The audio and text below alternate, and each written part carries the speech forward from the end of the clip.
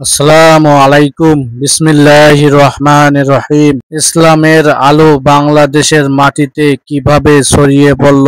ভাই ও বন্ধুরা, আমার চ্যানেলে নতুন হয়ে থাকলে সাবস্ক্রাইব করে দেবেন, লাইক কমেন্ট করবেন। বাংলাদেশের ইসলামের প্রচার শুরু হয় 8তম থেকে 9তম শতাব্দীতে, যখন এ অঞ্চলে অধিকাংশ মানুষ ছিলেন হিন্দু ও বৌদ্ধ। প্রথমে আরব বণিকরা চট্টগ্রাম উপকূলে এসে ব্যবসা ও দাওয়াতের মাধ্যমে ইসলাম প্রচার করে। আরব বণিকদের সততা মানুষকে মুক্ত করেছিলেন। পরবর্তীতে আল্লাহর অলি আউলিয়ারা এই অঞ্চলে এসেছিলেন। তাদের আধ্যাত্মিক শক্তি ও দাওয়াতের মাধ্যমে অসংখ্য মানুষ ইসলামের দিকে হয়। সুফি দরবেশদের দাওয়াতেই বাংলায় ইসলামের আলো।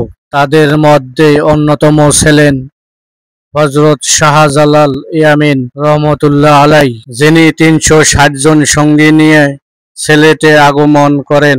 হযরত শাহজালাল ৩৬০ সঙ্গী শাহজালাল, শাহপরাণ, শাহ মখদুম সহ অলির দাওয়াত, আদর্শ জীবন ও আত্মত্যাগ বাংলার মাটিতে ইসলাম প্রতিষ্ঠিত হয়। অলি বান্দাদের ত্যাগ আজকের মুসলিম বাংলাদেশ।